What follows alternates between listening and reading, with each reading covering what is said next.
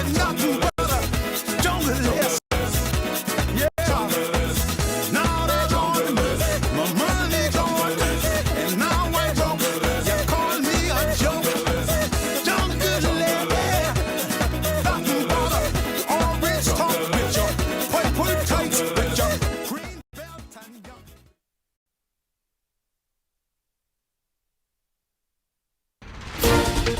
Tonight, the U.S. government pledging their support in the fight against crime.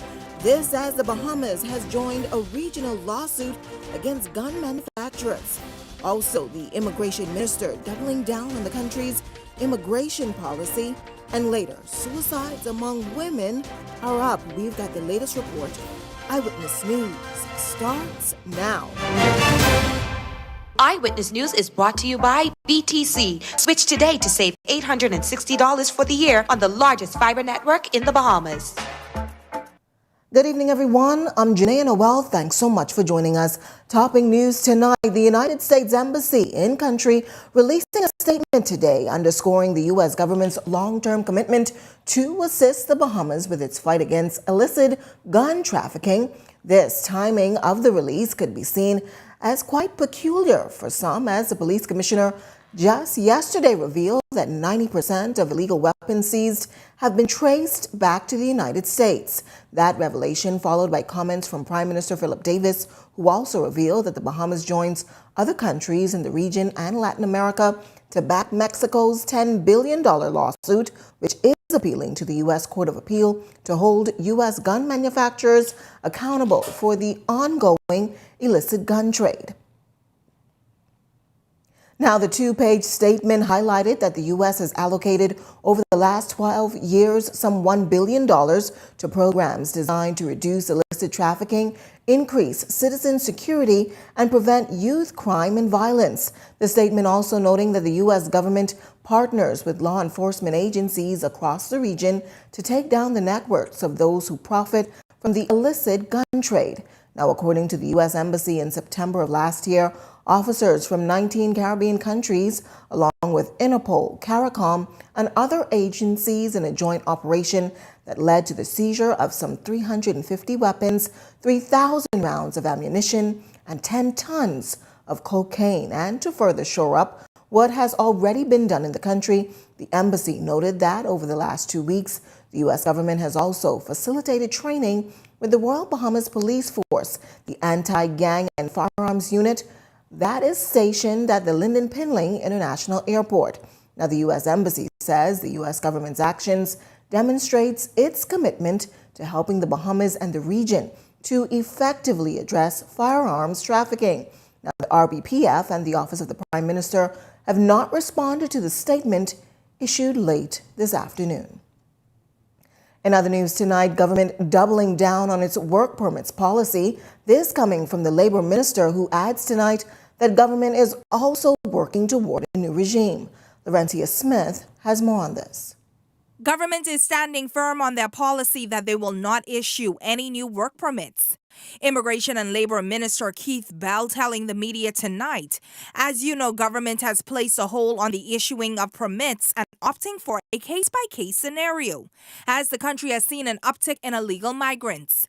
We have not been issuing new work permits. We have introduced a very, very rigid and strict process, and we have ensured that all of the processes that we do, that we have amplified and reviewed them, and that is a continuous ongoing process.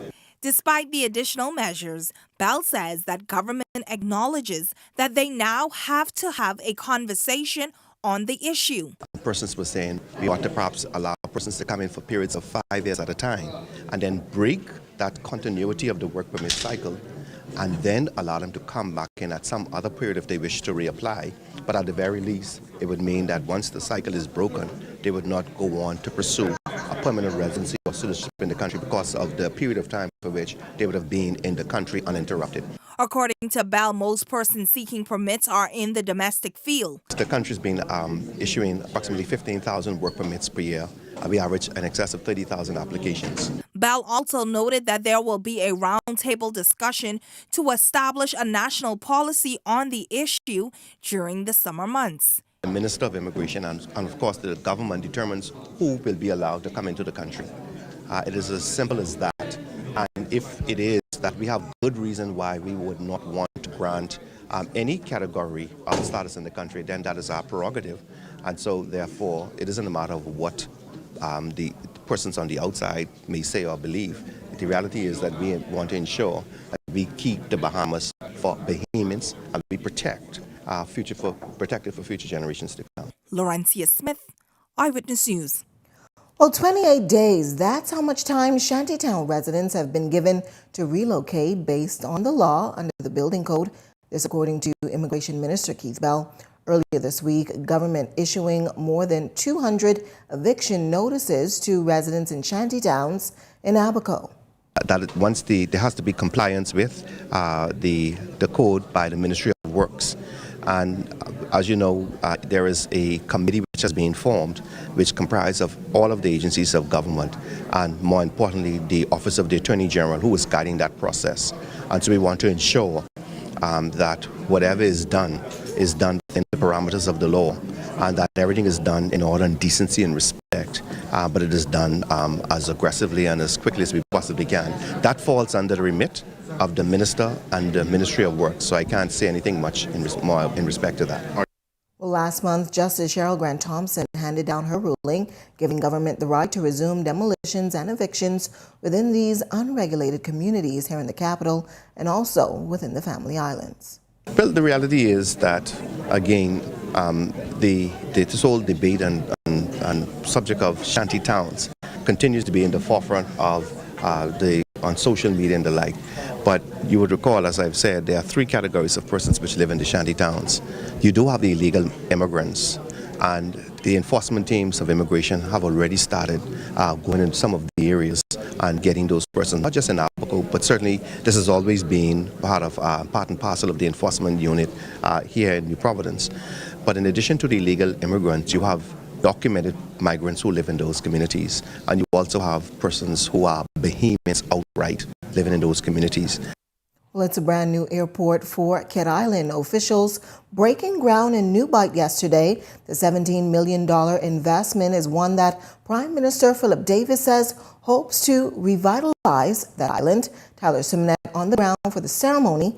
She has the details in this report tonight. For me, action speaks louder than the words, and action we will see. The airport is going to be built. The groundbreaking on the New Bight International Airport in Cat Island is something Prime Minister Philip Davis hopes marks the return of foreign air service into the island. The airport is expected to serve as a port of entry with customs and immigration services, feature a state-of-the-art fire station, solar panels, smart lighting, and rainwater collections. And as for the cost, In the neighborhood of 8 to 10 million for the actual terminal building. That's the groundbreaking is for the terminal building.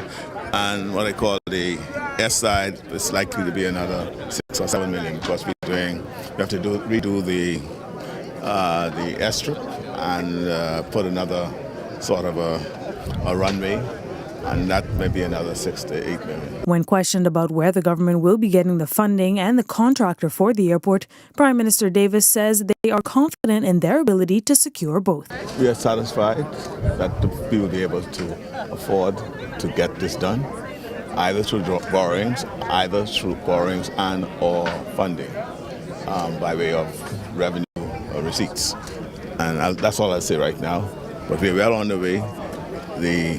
Right now, the contractor has gone out to bid, and we should have the contractor sign up within the next week and a half, I think. Yeah.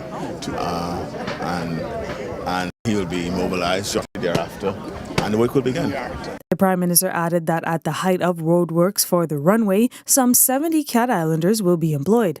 Additionally, Deputy Director General of Tourism Dr. Kenneth Romer wishes to capitalize on the growing interest in Cat Island. We have been extremely impressed with the traffic into Cat Island.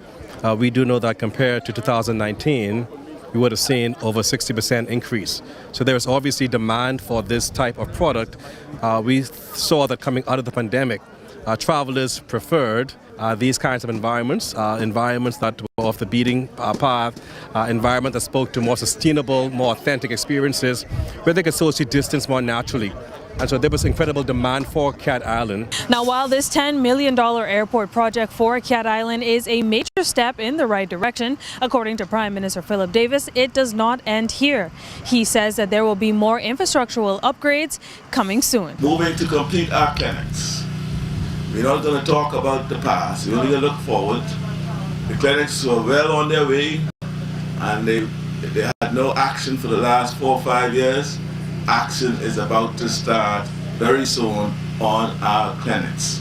Upgrades on the clinics, and as you would have heard from the minister, new educators and the infrastructure is required to ensure that education, the key to opportunities, are in place. Tyler Simonet, Eyewitness News. In other news tonight, Bahamian entrepreneur Toby Smith renouncing claims that he was used as a pawn for the Progressive Liberal Party during the 2021 general elections. His comments came as the Davis administration provisionally approved the Paradise Island Beach Clubhouse deal with Royal Caribbean Cruise Lines, a deal that Smith had long lobbied for. Now, he says he's hopeful that he can move forward with negotiations on the deal with government, as he says his gripe is not with the current administration. Ex-Prime Minister Minnis made a cabinet conclusion with his cabinet. It's clear there was a cabinet conclusion that was done in 2018. Based on the cabinet conclusion, it then directs those undersecretaries, permanent secretaries, directors, secretaries, etc., and they, as a consequence, drafted, vetted, and perfected an approved lease that was offered to me that I accepted. And I stand by the principle that an offer was made, I accepted it, and I paid for it in full. So for Minnis then to turn around and for Carl Bethel to then say it wasn't worth the piece of paper it was written on, no, I don't feel that I was a pawn. The current administration could have used that towards their advantage. And I think that I had the support, and I continue to believe that I think in the heart of hearts of the Prime Minister that I have his support. Well, Prime Minister Philip Davis revealing that he's invited Smith to submit his application for reconsideration as the government charts the way forward on the deal. He added that the land approved for RCCL includes the land that was also leased to Smith. We're looking for ways forward so that we can get this deal done, get Bahamians back to off the unemployment lines, have an opportunity in ownership. They're crying for tourism products, and I'm crying not only to meet the demand for tourism products, but also products that Bahamians can enjoy, where Bahamians really know how to succeed. We just need to be given the approvals and the opportunity. So I'm looking for the opportunity of ownership so that Bahamians can benefit for it. And today it's for me, and tomorrow it's for other Bahamians. Well, a report on risk factors in Bahamian society released by the Ministry of Health and Wellness this week, revealing some disturbing factors as it relates to suicidal thoughts and attempted suicide. Leah Cooper has the details in this next report. Males are twice as likely to contemplate suicide, but females are 4 times more likely than males to make a suicide attempt. This much coming from the Bahamas STEP's 2019 report on non-communicable diseases and risk factors in Bahamian society by the Ministry of Health and Wellness. That means for every 1 female who considers suicide, there are 2 males with a similar consideration. However, in moving from contemplation or consideration to planning to commit suicide, the observation is reversed, and for every 1 male who plans, there's 7 females who do the same. Once planned, the report says females are 4 times more likely to make a suicide attempt than males. Overall, 1.8% of STEP's respondents, or close to 7,000 persons, shared having attempted suicide at some point during their lives, and the same percentage had a close family member who died as a result of suicide. The report also features statistics from the Royal Bahamas Police Force which shares that in 2020, the male-to-female suicide ratio was 10-1. It further notes that there's a relationship between income and having a history of planned or attempted suicide. Researchers say that 5.6% of persons with an income level of $20,000 or less have had these suicidal tendencies, compared to 1.4% of persons with income greater than $60,000. The report also mentions a correlation between mental state and binge or uncontrolled alcoholic drinking. It says respondents who engaged in this practice cited an array of feelings before taking the first drink. On the binge occasion, 7.7% felt lonely or unimportant, 27.4% felt stressed or overwhelmed, and 63.2% felt fine. None of the respondents, according to the report, selected the hopeless response option. As far as a form of solution goes, though, the report indicates that the quality and frequency of social relationships and interactions like family impact mental well-being. For example, it mentions that having regular family meals has consistently been associated with emotional health. For example, lower depressive symptoms, as well as better dietary intake. For example, increased fruit and vegetable intake. Weight-related outcomes, for example, lower weight status and less unhealthy weight control behaviors in children and adolescents. Leah Cooper, Eyewitness News. Well, from the courts tonight, 3 men having their day in the magistrate's court after they were apprehended by police after robbing a woman in Western New Providence. Jose Etienne has the details. 3 men being slammed with a remand sentence after they were accused of a broad daylight armed robbery that led to a police chase. The incident taking place several days ago when the trio, who are all known to police, were apprehended by authorities after crashing in the Jubilee Gardens area. Police say 30-year-old Cleophas Smith, Michael Pratt, and Roberto Moxie, both 20 years of age, robbed Charlene King of $1,800 on March 17th. She was held up by gunmen outside a bank in West Rich. Gunmen then escaped in a white SUV that police spotted while on patrol. However, authorities say the men allegedly shot at police as they tried to escape shortly after crashing, and in the process, police shot Moxie. The trio is also accused of possession of 2 handguns and ammunition. They are also charged with the armed robbery of Scott Jupp, who was robbed of his white Suzuki SUV that police say was used as the getaway vehicle during the armed robbery.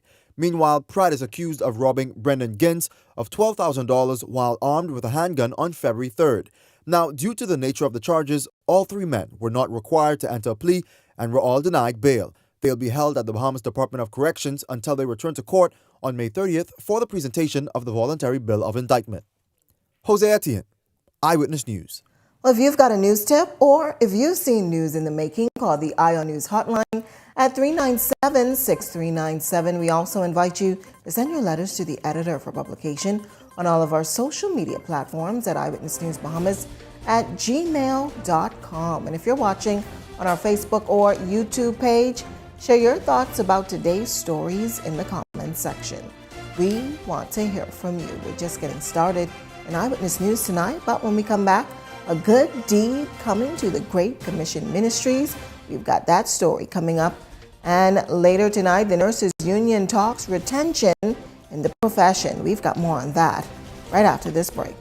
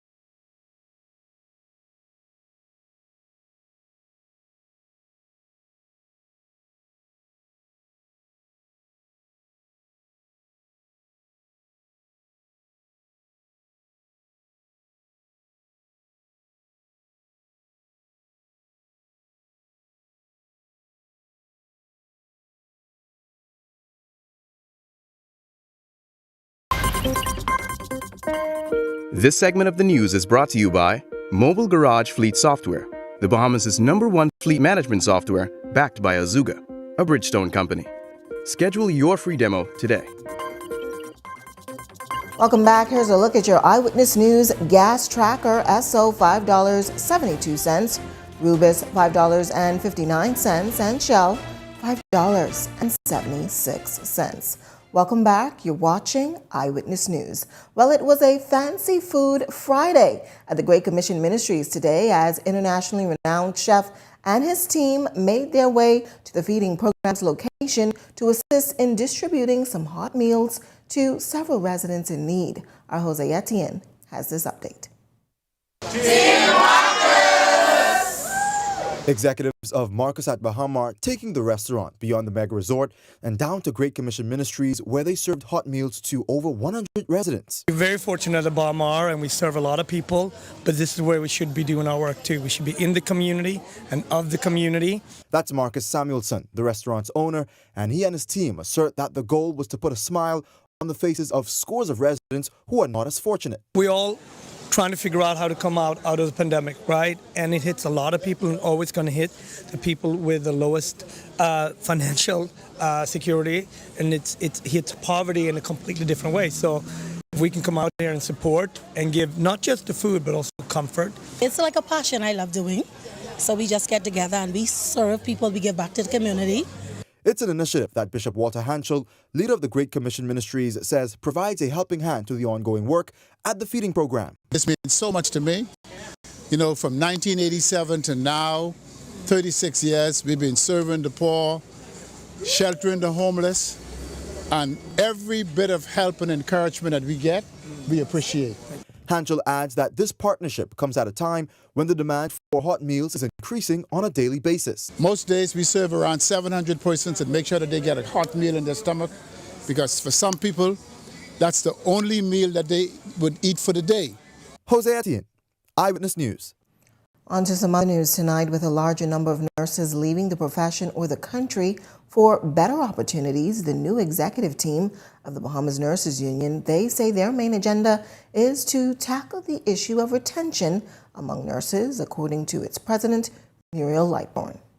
We have, in the last industrial agreement, we have gotten a retention plan, but a lot of our nurses are not pleased with that.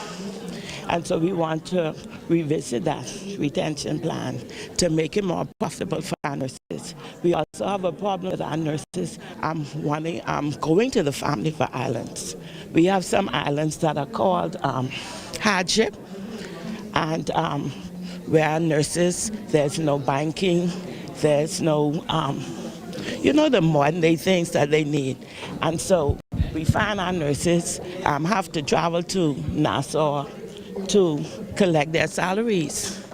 And so if I'm making $1,000 a month and the nurse down in Ragged Island is making $1,000 a month and she has to pay $300 to come to New Providence to collect her salary, that poses a problem, eh?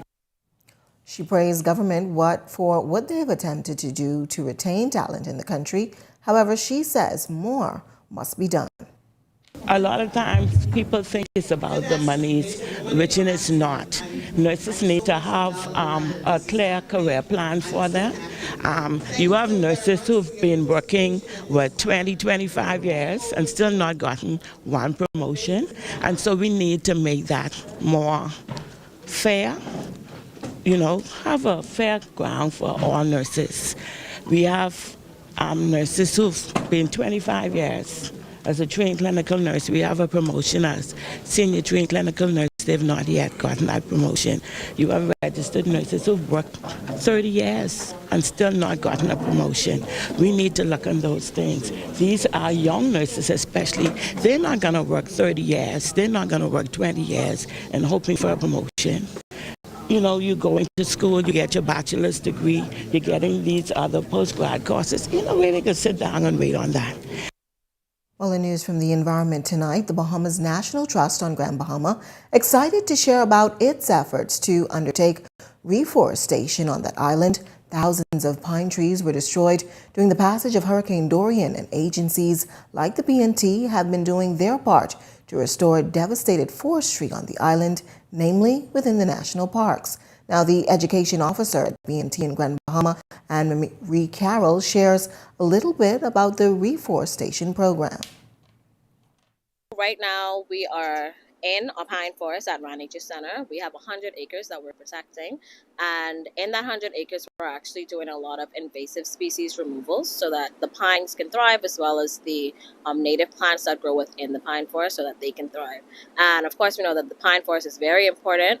It's a home to a lot of our native species. We have a lot of endemics that also live in our pine forest, like the Bahama swallow and the Bahama nuthatch. So we're just, trying to provide a safe area for these animals to thrive.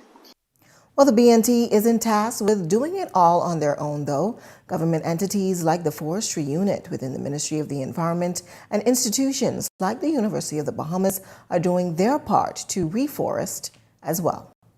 I do know that the University of the Bahamas is working on a project in pine forest restoration, so I think that's really great. It's great to get the students involved, so I think over time, once we figure out how to best restore these pines, we'll be able to get back our pine forests, and it'll help, in future when we do lose them again. Still to come in Eyewitness News tonight, a business 3 decades old gets a new look. We've got the details on that in Trending with Tyler, but first, here's a check on tonight's weather forecast.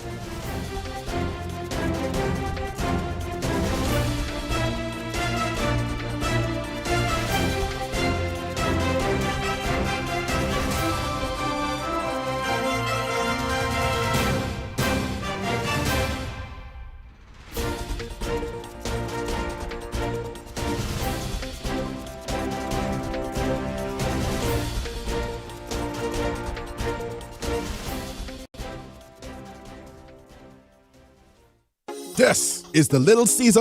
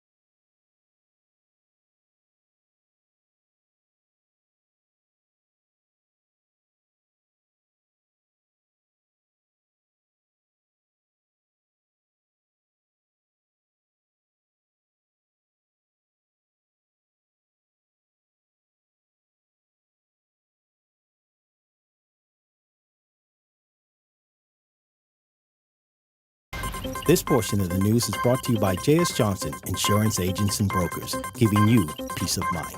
Well, it's 7:30 and you're looking at live pictures in Coral Harbor this evening, where the temperature is right around around 75 degrees. It's expected to dip to 70. This is Eyewitness News. Welcome back. Well, this week we delve into a long-standing restaurant that was one of the first Jamaican restaurants here in Nassau. After nearly 30 years in business, Beverly's Kitchen is making some adjustments to keep up with the times. Tyler Simonet has their story in this week's edition of Trending with Tyler. Many businesses had to change the way they operate just to stay afloat during the COVID-19 pandemic, and popular family-owned restaurant Beverly's Kitchen is no exception. Located on Carmichael Road, many residents are more than familiar with the long-standing restaurant. They continue to sell authentic Jamaican and Bahamian food, but have moved away from a dining room, opting to focus on takeout and converting the space to a Jamaican-focused Caribbean mart. Over the years, things have changed. When we were the only Jamaican restaurant on the strip, that was a long time ago. Now just about every little restaurant is selling Jamaican, Bahamian, and Haitian dishes. So that dollar is now split 10, 15 times, So there's just, and I'm not saying that, I should say, we are very good. We're probably the best place for oxtails in Nassau over that Jamaican dish that you probably want, the ackee and codfish, the kalu and codfish. We also carry a large variety of Bahamian dishes. When we can get grouper, we do the best boiled fish in town. We have our stew fish, we have our curry chicken, our steamed muttons, and a lot of Bahamian dishes that we do carry. But what I'm saying is that business has gotten tight. There's a lot of competition. In order to keep the business afloat and customers from having to endure major price increases, Duncan says they were forced to cut their operational hours. We're now open Monday through Saturday from 8 a.m. until 6 p.m. I know that's a little crazy because people have been calling us. Are you all crazy? How do you close at 6 p.m.? We got to do what's best for all of us. We love our customers. We appreciate you. So we're just asking you to work with us a little bit. We've realized over the years that we can't capture everything. We used to be from 8 a.m. until at one point 9 p.m., 10 p.m. At one time we used to go midnight. We've just kind of scaled back. COVID make you do that. To just focus the zone in on a couple of hours that we find that are busiest. On top of selling delicious food and authentic Jamaican products, Beverly's Kitchen also offers the #1 patty in Jamaica right here in the Bahamas. Juicy Patty is available with various fillings from beef, chicken, veggie, and more. Just basically that. We want people to know that we're still here.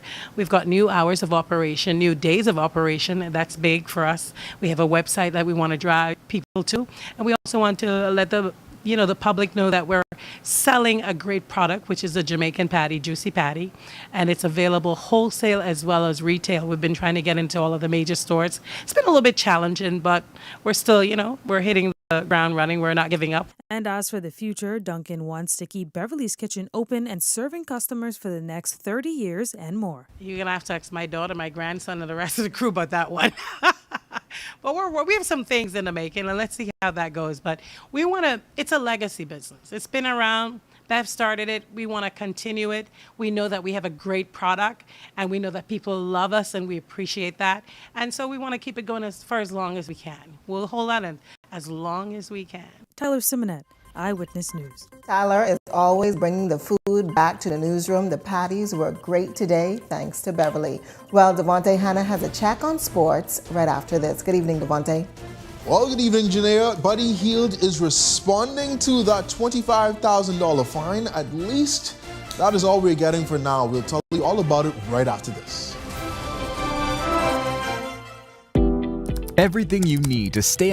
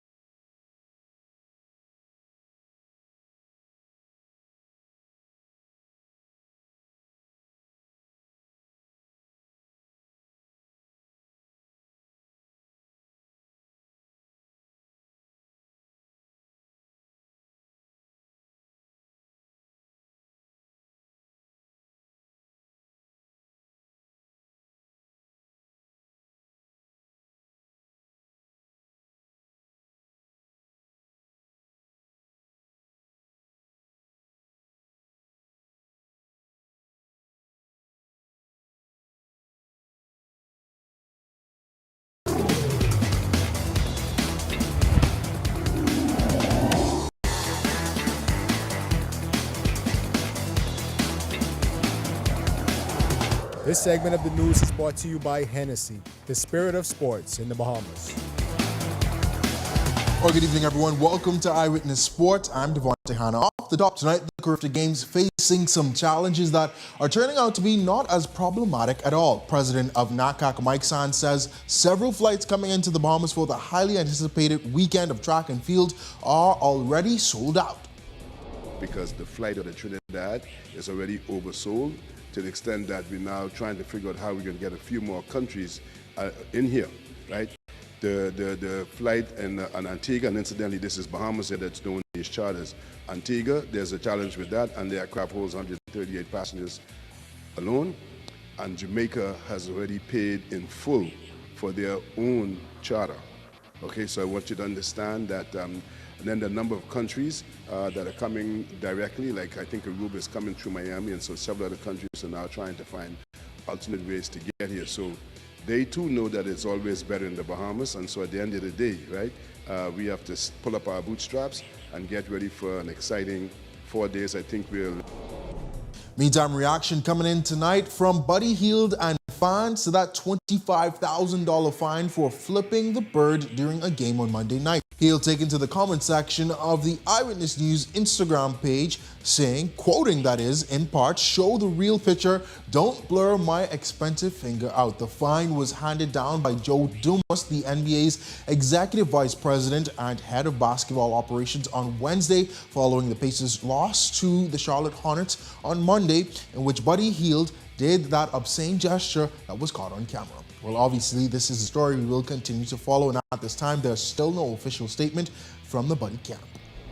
Now on to some soccer news. The men's national football team visiting a local school this week. Team members and officials inspiring students to play the game of soccer and shared valuable life lessons and engage them in a question and answer period. The team also presented Claridge Primary School with an autographed Bahamas national team jersey. Well, that's a look at sports. Once again, I'm Devontae Hanna, but stay tuned. More news is right after this break.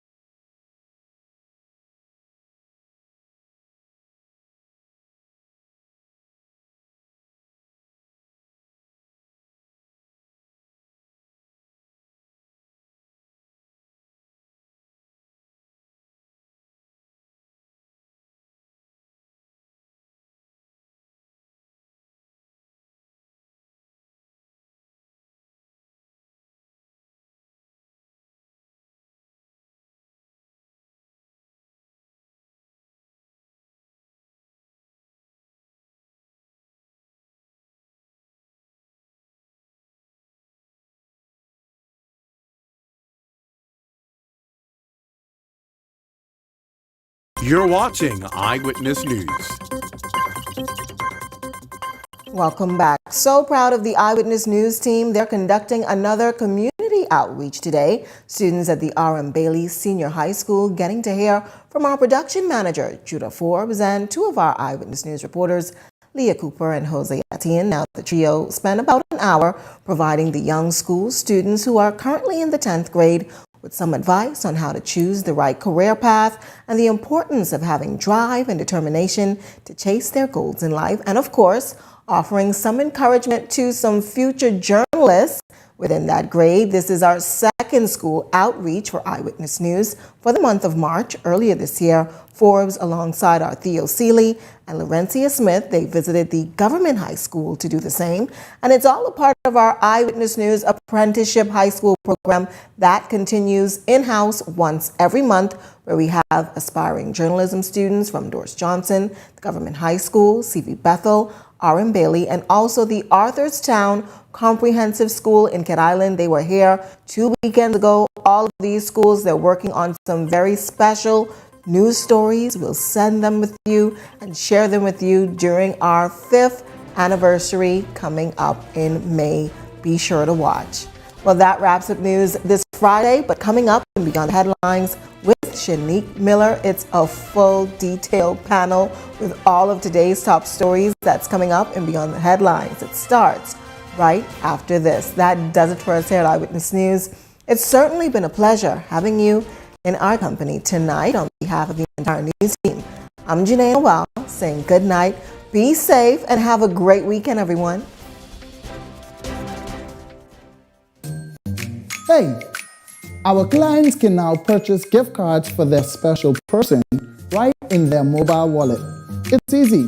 Simply log in, select the Gift Now option on the home screen. Then select from a wide range of international gift cards and click Send. Clients can either purchase a gift card for personal use or transfer to a friend for an occasion. We have fan favorites in our selection like Amazon, Walmart, Bath & Body, Apple, Nintendo gift cards, and more. Log into your Cash and Go mobile wallet and purchase a gift card today. Trust me, they're gonna like it.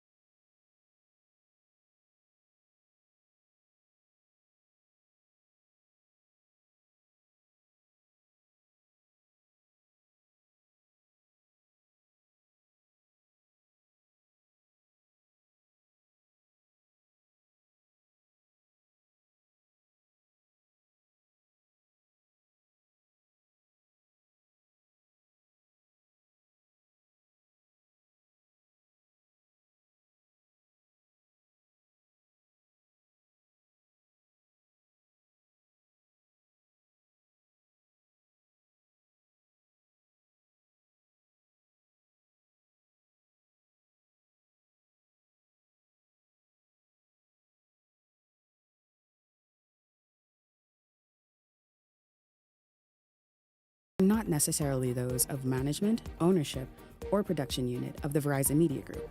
Beyond the Headlines is a production of ILTV Studios and cannot be reproduced or represented in part or entirety without express written permission of the Verizon Media Group.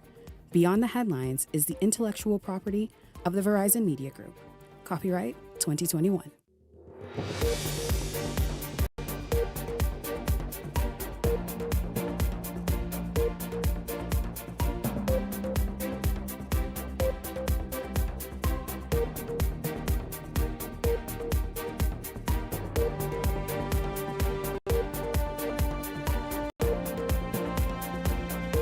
Alive, still connected, still with you.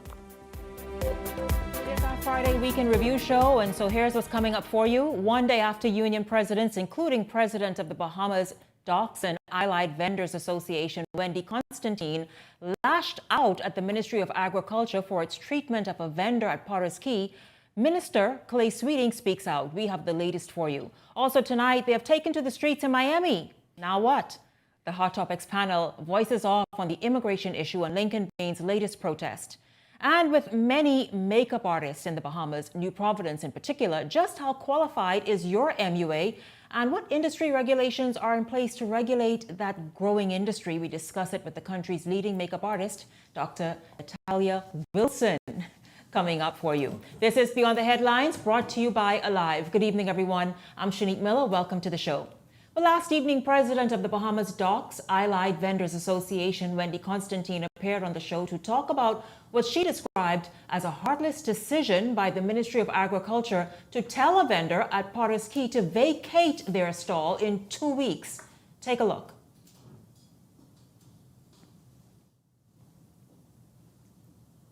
A vendor who was given a notice to vacate, I brought it here, in 14 days. The letter has no explanation as to why, except that consideration, they thought about it. You can't make a decision like that based on your feelings. You must go by the law. And so we're asking the minister to step in and resolve this problem because that is not an option. The only option that the association be willing to accept is to have her relocated if we find the findings. But what is so disturbing, Shanique, is that we were not even notified. We were not brought in on the discussions. And it is showing that the ministry is not labor friendly. We signed a memorandum of understanding which was used to foster and create dialogue to resolve matters like this. And this is an ongoing problem that we're having. Which ministry are you referring to? The Ministry of Agriculture. We have memos that are not being answered, telephone calls are not being answered. So this is a normalcy for the Ministry of Agriculture. And so there you have last night on the show, President Constantine talking about what she says is the issue there at Potter's Cay Dock as it relates to a vendor there who has been unceremoniously dismissed, as she says, with no discussion, no warning, just given a notice that 2 weeks she is to be out of that stall. Well, Minister Clay Sweeting responded this afternoon. I want to absolutely just read verbatim what it is that he had to say and how this all played out. And so here it goes. He really responded extensively as to the stall, and he identified the stall as stall 21 at Potter's Cay.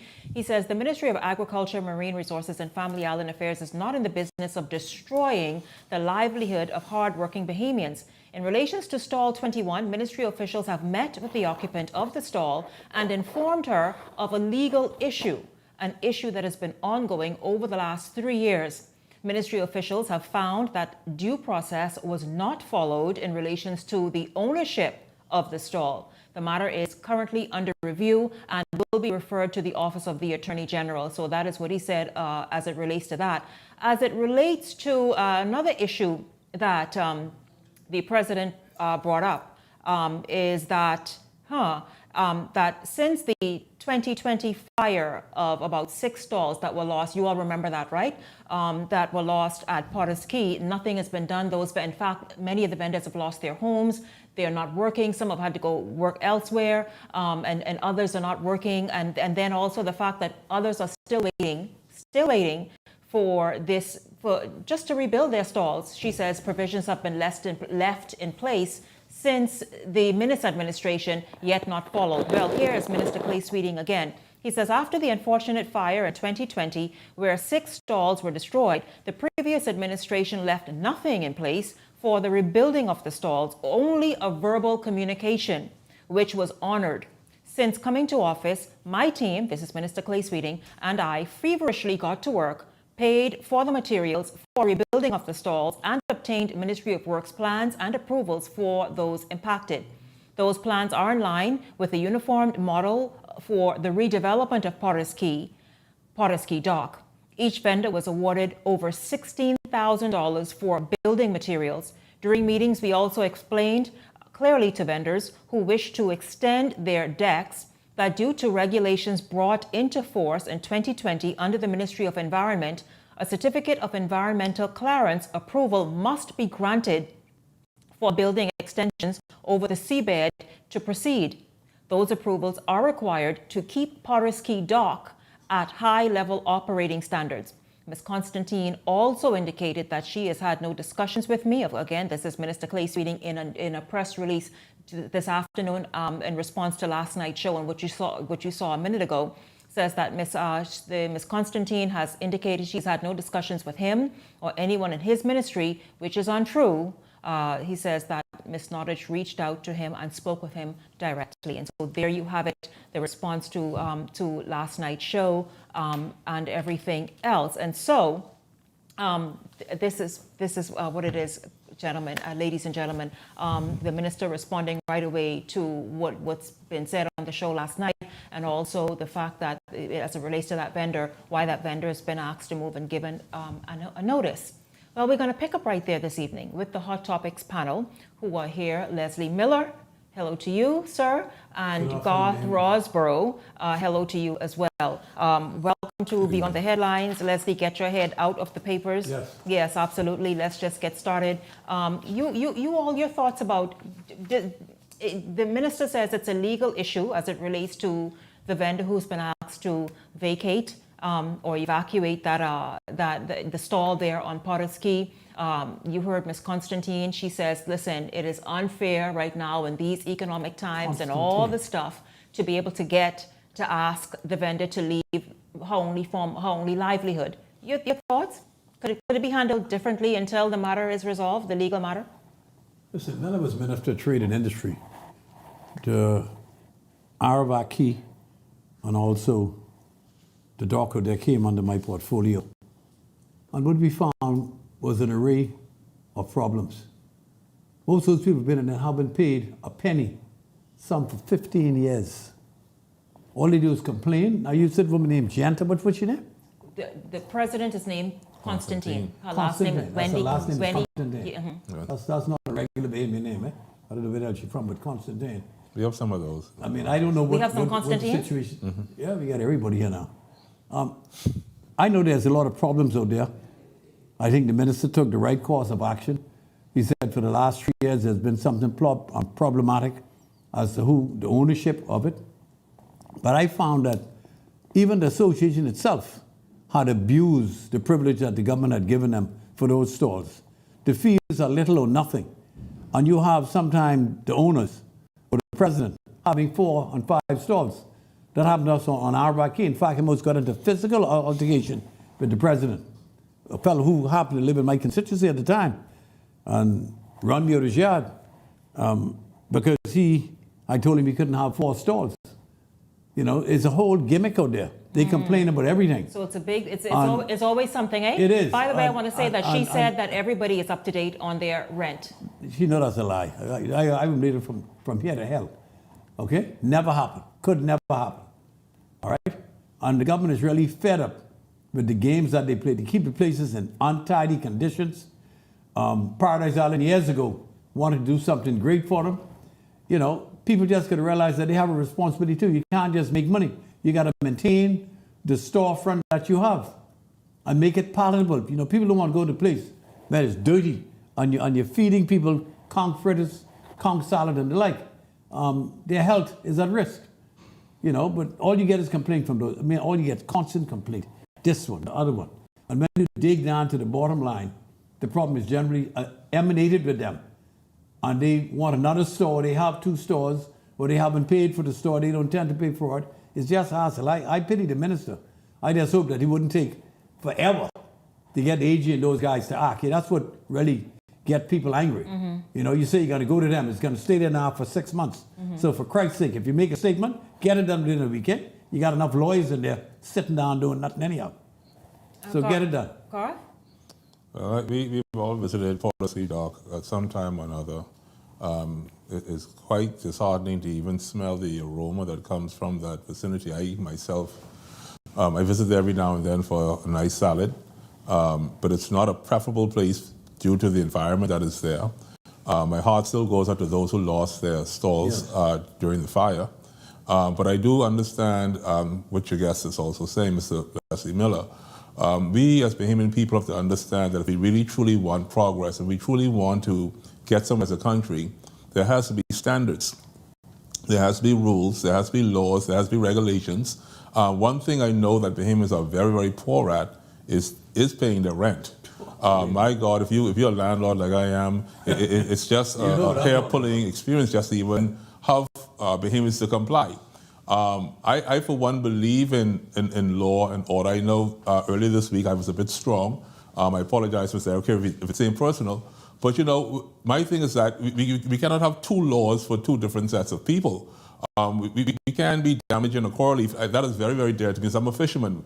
If you go to even right outside of coral of Iraqi, by the way, Mr. Miller, you'll notice that all the coral reef on the eastern side of Rose Island is dead. Yeah, go on. It's dead. If you ever go on a boat and it put breaks. on the conchs. So anytime someone touches the coral reef, I just get bothered. But so once again, a personal apology to Mr. Kerry, because I watched the show this week. A very, very good show, very enlightening. Thank you. Mr. Kerry, personally and professionally, has always been above board, above par. And I want to give him that respect.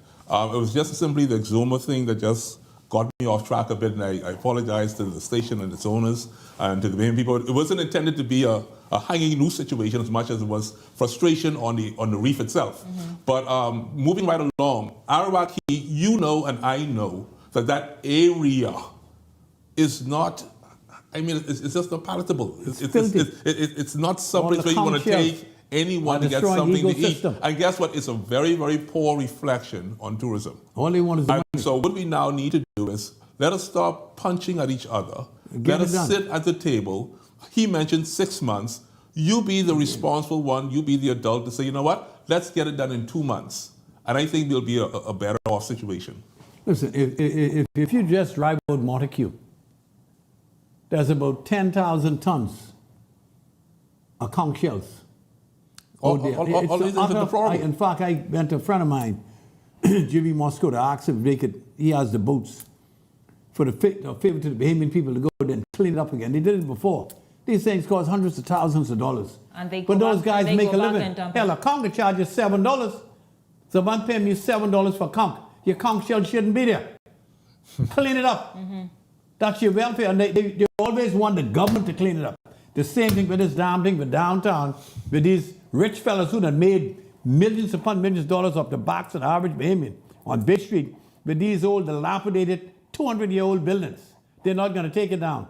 So the Bahamian people now got to pay to take the buildings down. For Christ's sake, when are they going to stop this? Well, when is it going to stop? If we're going to ask the people on Paradise Island to be environmentally friendly, then we have to also ask our own Bahamian people to be environmentally friendly. Yes. I mean, and it goes beyond even just Iraqi. It's becoming a very negative culture here in the Bahamas. Every time I see someone throwing something on the car window, it just gets me totally off balance. Every day. Bahamian people, please, I'm just asking you, while on this particular program, beyond the headlines, let's get it together, man. Let's stop littering our streets. Let's make our presentation top-notch. Let's be the #1 country that we know that we are. And the thing is, they know different, because we know when we travel, we never do it. We don't have this behavior of dumping and throwing things out the car when we are anywhere else but here. You can't do it. I know we can't. Those countries don't tolerate that. Yeah, I know we can't. Not tolerated. I totally agree. Well, let's move right along.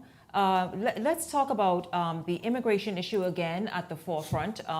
Yesterday, Lincoln Bain and a group had a protest in Miami, Florida, I think, in front of the Bahamas embassy or consulate, the Bahamian consulate.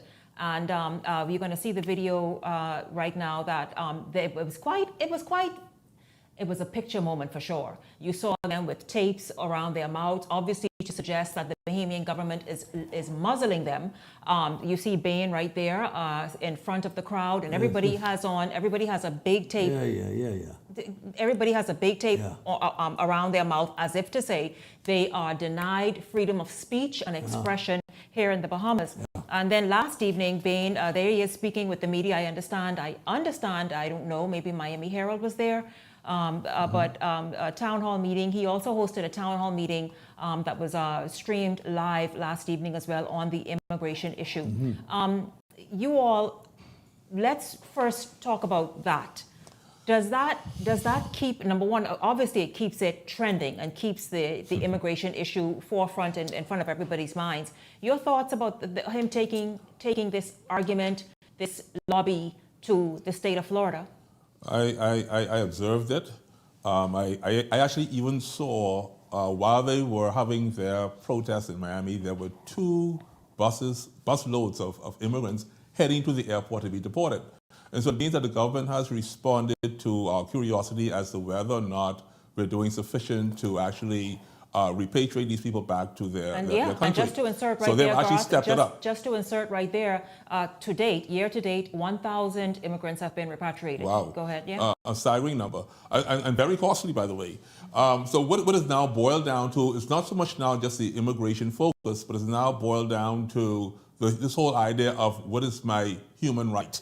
I should be able to speak in my country. I should be able to grandstand. And the government has a responsibility to keep peace and order in its boundaries. And so what is now happening is because the government has a concern, and once again, we cannot sit down and work things out, they have chosen to go abroad. Now, I may have a different opinion than our guest, Mr. Miller, on this particular issue. My view is that you can go wherever you want to go, anywhere around the world, and say what you want to say if they allow it. However, the one thing that I dislike, and I think was a bit too strong, was when you start mentioning about a drug cartel coming from Colombia and taking over the Bahamas, and the drug lords coming from Jamaica and from Haiti. Hold on, Garth. You're mixing up something. Just the fifth read said that? What? They actually said that at the press conference live on Facebook. I watched it that morning. I was in the restroom shaving, and I actually watched it. Okay, we're talking about the immigration issue that the protest was on, and you were saying other things that mentioned as well? Yes. I mean, immigration, I thought, was at the forefront of all of this. Then it went down to a talk about the right to speak in the country and how the old women was beaten up and how people were locked up for 48 hours without any mention as to why they were there. And then they moved on to just talk about the drug cartel thing. So my whole thing was that, okay, if you're going to go and have a protest on migration issues, then have your protest on migration issues. If you're having a protest to speak about what your right should be to speak freely in your country, then you speak about that. But what just blew my mind and totally surprised me was when we started talking about the drug cartels and taking over the Bahamas and the drug cartel actually owning a gas station in Abaco. And I'm like, whoa, hold a minute. Because see, when you do that, the consequences of that on our nation is something that's very difficult to reverse. Leslie, your thoughts about it? Garth said the message included immigration issues, which of course has been the reason they have been protesting for a while, but it also included so much more, as he just explained to us. You know, as a former member of parliament and a minister in the government, on a nationalist, I really don't have time for a fifth-rate joke like this guy. I wouldn't even call his name, and that crew that he has around him. All he is a grandstand, and I said before, these are rental niggas. And luckily he's going to the state of Florida. DeSantis has done so much harm to black Americans and Americans of color. They went to DeSantis' place. DeSantis, the most racist governor in the history of Florida. DeSantis, just a bunch of Uncle Toms trying to make our country look. I don't know how the hell the drug thing got into it, because we have curtailed that to a level now that is not even noticeable. But that's the scumbag that looking to get free publicity of the backs of the Bahamian people by injecting that to make DeSantis and the government there say that the Bahamas is such and such. That's what they want to hear. That these black people are going to let the Colombian cartels, and this foolishness about a gas station. What was the cost to operate a gas station? A gas station? If I may, not a hotel, a gas station. If I may inject quickly, Mr. Miller, because I think you're old enough to remember when the forefather of the nation, Sir Lyndon Oscar Pinling, was actually interviewed in Florida and was asked about this very same drug cartel situation. And he just simply told them, your country's bigger than mine. What you want me to do, I can't do nothing about it, because if you can't do something, what do you expect for me to do? So I think this particular leader understood that this is a message that is very, very sensitive to the American people. And so he's using... what's that? What leader are you talking about? You're calling him a leader? But guess what? The truth be told, Mr. Miller. Get in Parliament if he lived to be 1,000. This whole damn party couldn't get 1,000 votes. But even if you Let's get that straight. But you see, one thing with me, you see, I know this. Leader? I know this. But guess what? Even horses have a leader. Fish have a leader. Jackasses got a leader too. That's what you want to say. But I'm just saying, so he's a leader. And guess what? The ones who follow the leader look at their leader as a hero. So my thing is that if a fragment of our nation believes in his story, who am I to say differently? What I've now learned to do. Well, you have to correct it, though. What I've now learned to do is to make my injection to make my country a better place. And so if he's bringing a message that is negative in your estimation, then it is now our duty to bring a more positive message. And this is what I've continued to fight for. The reason why, some people ask me all the while, why are you always on Beyond the Headlines? You know why? Because when I come here, the whole idea here is that I can speak the truth. I can say to you what the other perspective is and be fair to the commentary. I may not agree with what's happening, but at the same time, guess what? I will now be able to say what my contribution is, and I hope and pray that people will follow a better path. That's why I'm here. So we don't follow this Bain guy, but let's follow Leslie Miller, let's follow Brave Davis, let's follow whoever says they're a leader. What Bain has done, he's kept the immigration issue front right in front of our faces. Government, by the way, is doing something, Garth, as you noted, the Department of Immigration is moving to address the immigration issue. Every day they are. In fact, just this week, the Immigration Department issued basically a vacate notice to the shantytown residents of Abaco. Now, of course, about a month ago, the Supreme Court lifted the injunction that prevented the demolition of shantytowns in the Bahamas. And again, the government issued 200, you all get that, wow. 200 eviction notices to residents in unregulated communities on Abaco. And so there's the Department of Immigration doing its job and doing what it can to address this issue. But it has to be addressed, as Keith Bell said on this show, as Minister of Immigration Keith Bell said on this show, in a very thorough, comprehensive manner. I saw the video of them demolishing shantytowns in Turks and Caicos. Mm-hmm. And I think this has been an encouragement to this government to follow suit. Once again, a very sensitive issue, not only for the migrants and for the Bahian people, but also for the world. And so the mere fact the government is now stepping up is because there was a stimulus, and the stimulus was this very same person who I said is a leader in his own right, whether we agree or not. The thing that I have an issue with this particular group of people is that they know how to find the trending topic, but they're not able to stay on that particular topic. We started off with the fight for natural resources. When last have we heard about that? We talked about the Sovereign Wealth Fund. We didn't hear anything about that. We heard about deforestation happening on Carmichael Road. Yeah. We're no longer talking about that. No. Now we're talking about immigration. Yeah. And guess what now? Now that we're on immigration, we're now leading and trending into now not only corruption, but drug trafficking from Colombia, Haiti, and Jamaica. And so you see, my thing is that if you're going to be strong in whatever you believe in, there has to be a continuum. And the reason why there isn't a continuum is because even though you are a leader, there has to be what we call a leader tiered to where there's a follow-up leader and another follow-up leader. You have to mentor other leaders. There should be at least 4 or 5 people who can continue on the conversation. If you get locked up, you're going too far now. This leader. What leader? Well, like I said, hey, these are the niggas for hire. The devil himself is a leader. Listen, did the Prime Minister betray, gentlemen, did the Prime Minister betray Toby Smith? This was major headlines for a few days in the local news. Toby Smith, of course, is the gentleman who wants and has applied for some years ago. He said... It's the big timer. He said he applied for piece of property over the much talked about now Royal Caribbean Cruise Line's DOA deal. Toby wanted that actually to go and develop. He says I forget over 100 Bahamians will be employed. It'll certainly, of course, bring about construction and spin-off opportunities. Yet he is not getting anywhere. He feels as though he was shafted by the Prime Minister. Hours after sending that out that the Prime Minister betrayed him, on the show he apologized and said, "Listen, I pulled that word back. I was just in my emotions. I was in my feelings." He was just dealing with a black man that he disrespect. And as far as he concerned, I asked one person. I asked some of my white friends, "Who the hell is Toby Smith? Who is this guy?"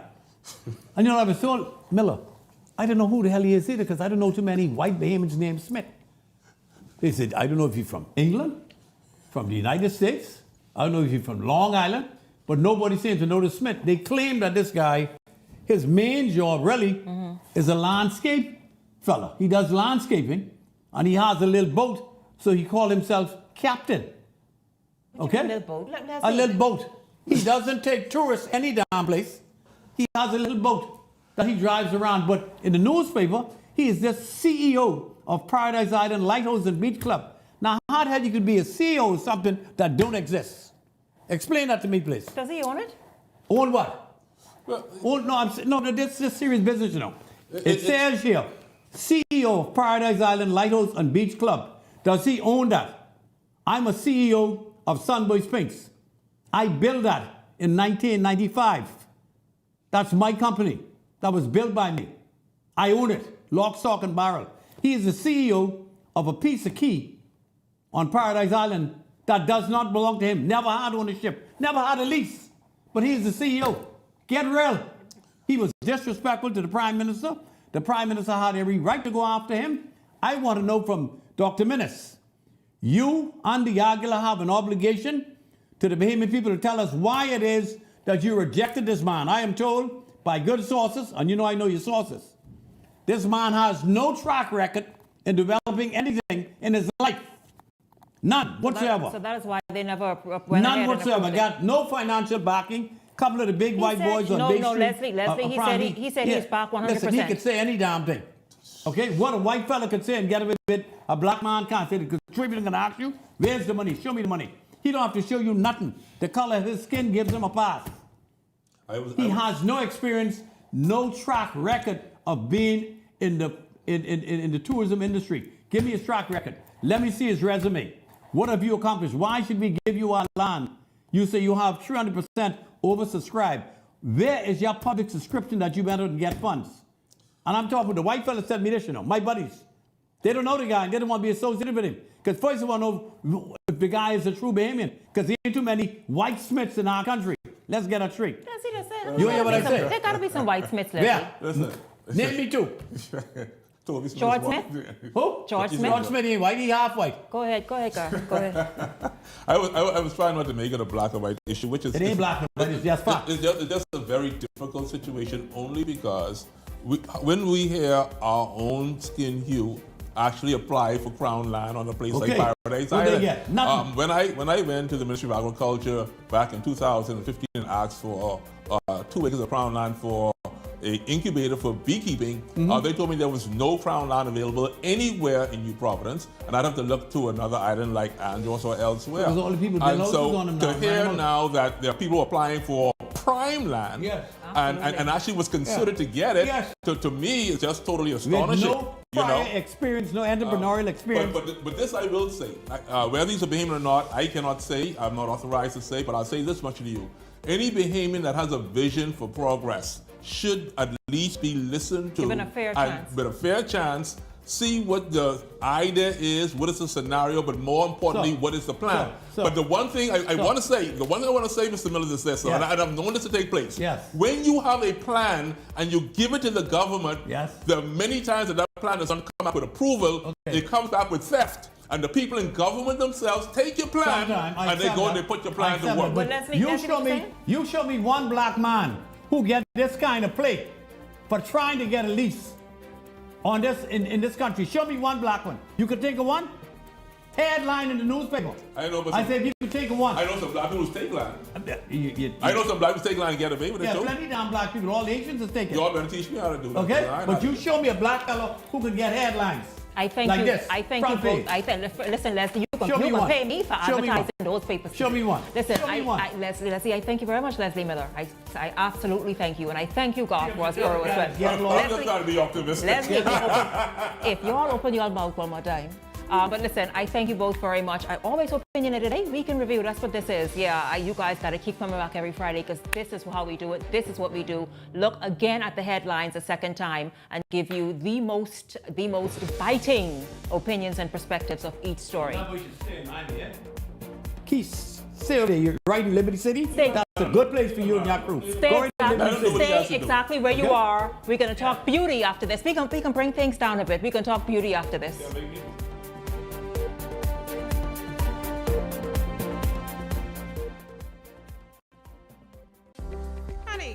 Everything okay?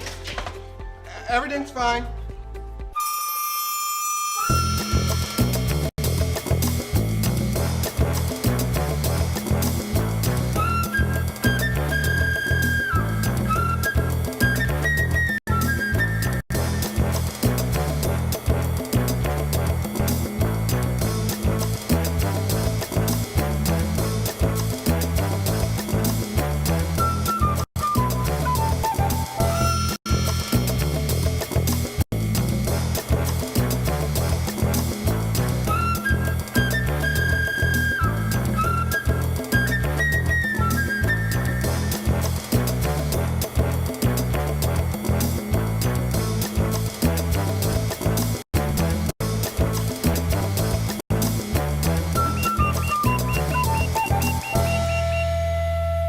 Shop online for free in-store pickup in 2 hours or less. What if I told you that the future is here? That is not some magical door we walk through, but a place we create. It's home. The fastest, most secure, and reliable way to stream the internet. So you can do what you want, whenever you want. That's the power of Alive Fiber. The future is Alive Fiber.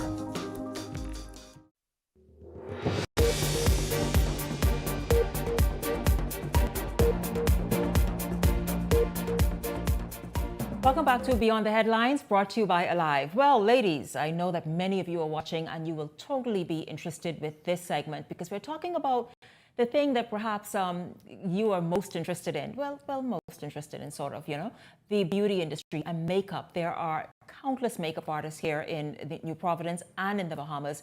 It seems as though there's a new one every day. And industry professionals like one of the countries, or perhaps the country's leading makeup artist and professional, Italia Wilson, says that is quite disturbing for her. It's where she is trying to bring as many makeup artists together as possible and everybody under the umbrella of the beauty industry together to be able to bring standards and regulations so that we all are happier. And so we're going to get into that discussion this evening. I'm very, very happy to introduce Dr. Italia Wilson and Dr. Krista Woodside to be on the headlines. Ladies, good evening to you. Yes. Welcome to the show. Good evening to you. Thanks for being here.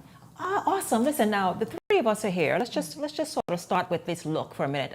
You all know who does my face, right? Every evening. Yeah, that same lady right there, Dr. Italia Wilson. Describe this look and talk about what's trending for like spring and summer.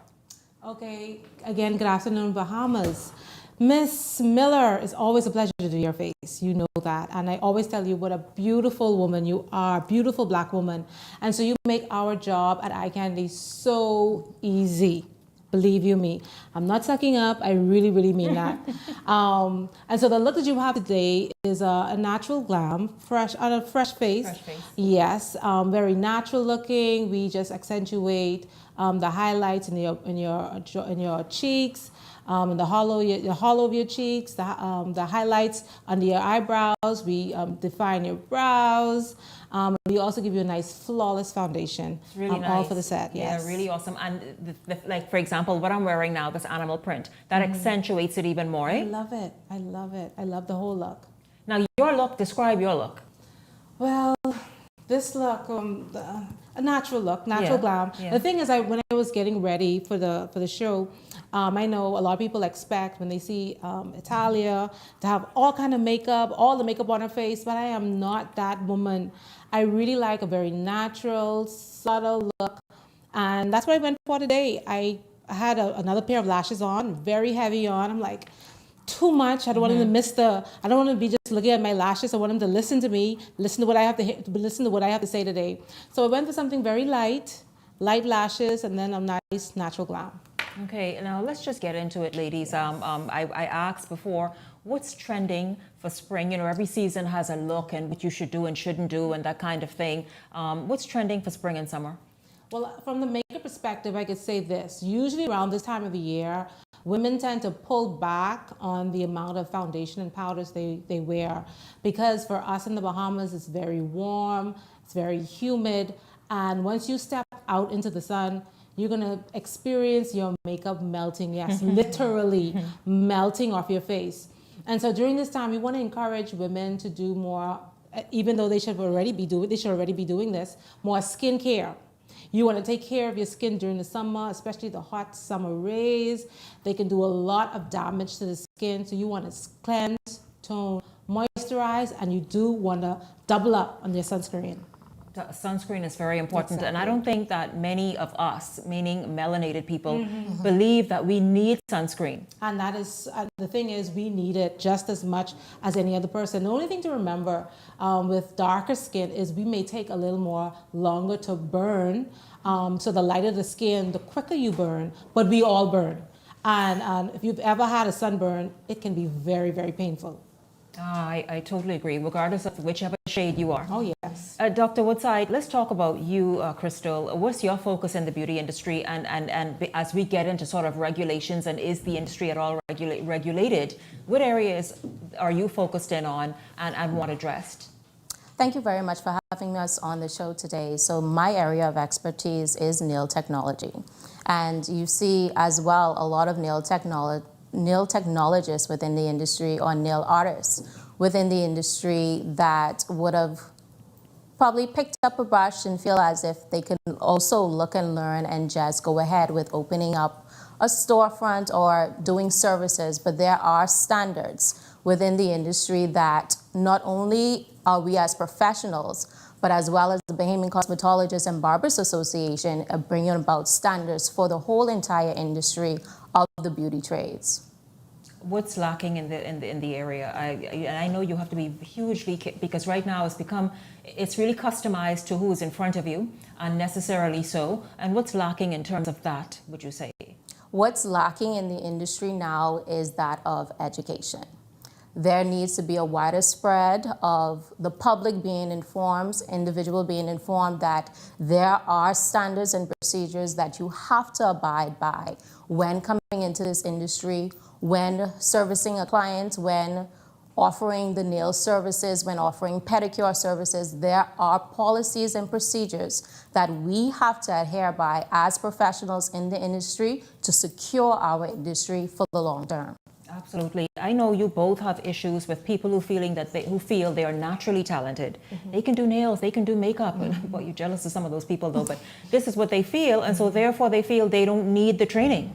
The thing is, Ms. Miller, it goes way beyond just being a creative.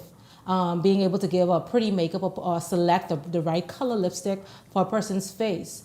Like Dr. Woodside already said, it has to do with professionalism, it has to do with ethics, it has to do with training on a much deeper level, because most of these people we see on these social mediums, they've practiced and perfected makeup, in my case, on themselves. Mm-hmm. They've not perfected makeup on a darker skin, a lighter skin, more mature skin, younger skin. And so with training, the training comes an exposure. And that is why you see many of them have like sort of the same look for everybody. Yes, exactly. Who sits in their chair. Exactly. When the look should be tailor-made to the client. Very interesting. Another issue that I guess you all are noticing, and maybe have been noticing this trend for a minute, are the foreigners who are basically taking over the industry. Yes. What is that about? Please do give us details.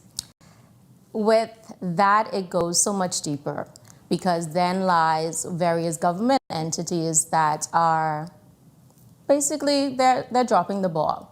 They're dropping the ball, ensuring that individuals that are coming into this country, that they have the proper documentations, and they are following up with these persons to ensure that they are in the right area in which their applications have been applied for.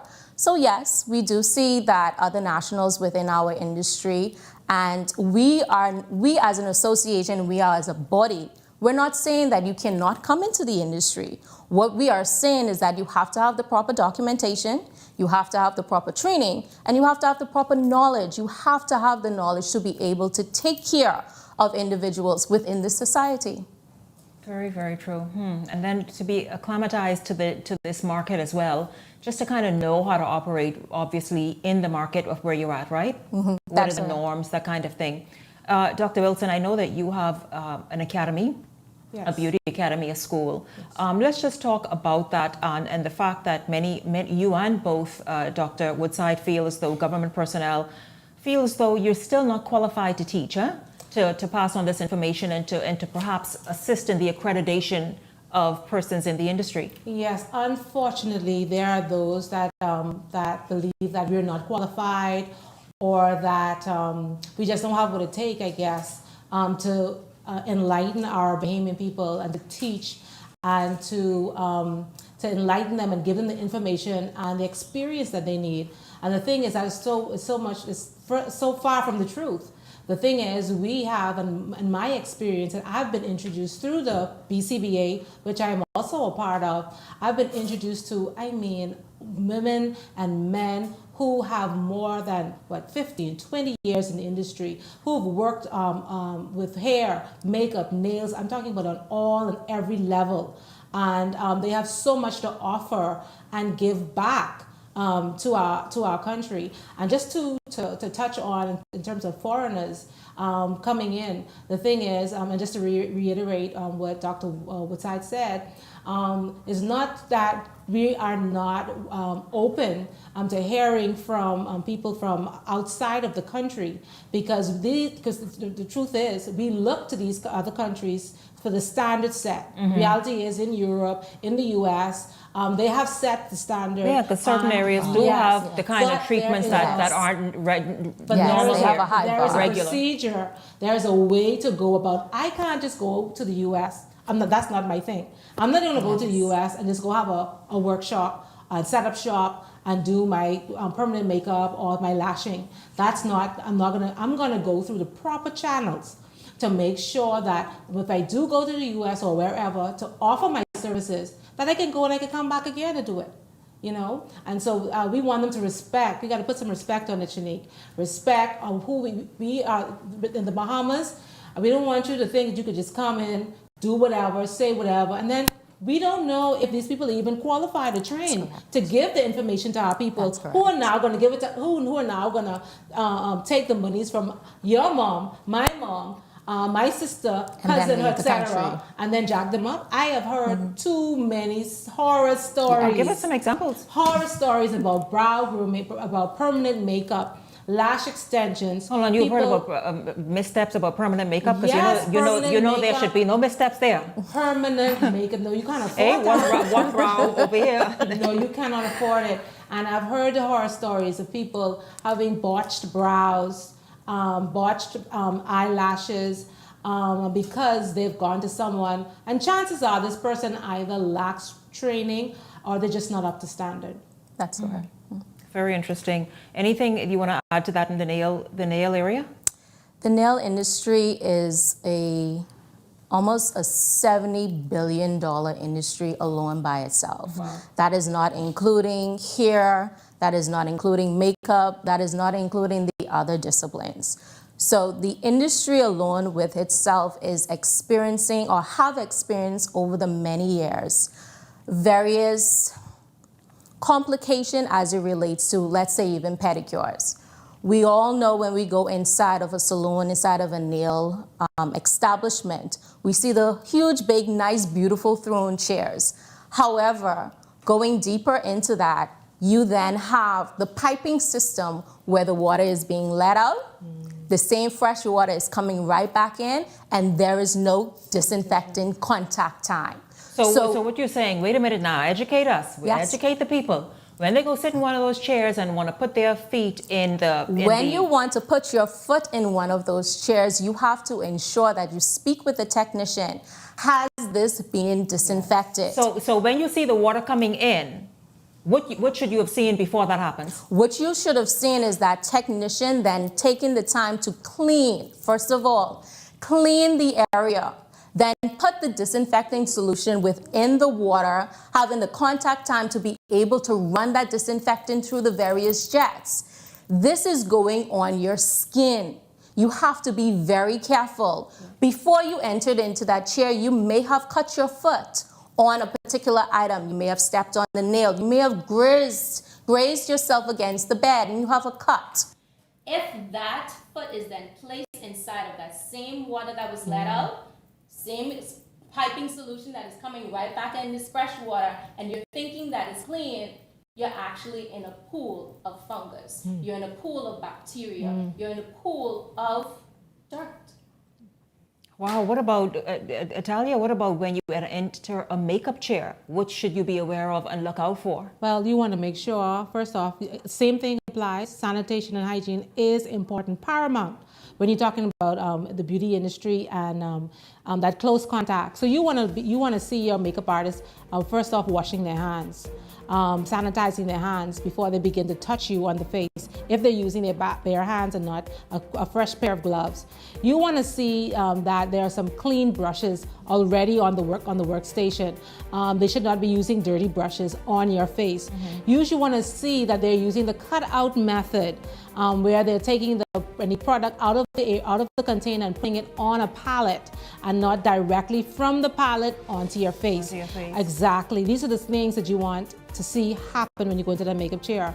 And the thing is, at the BCBA and at my makeup school, we offer you extensive training.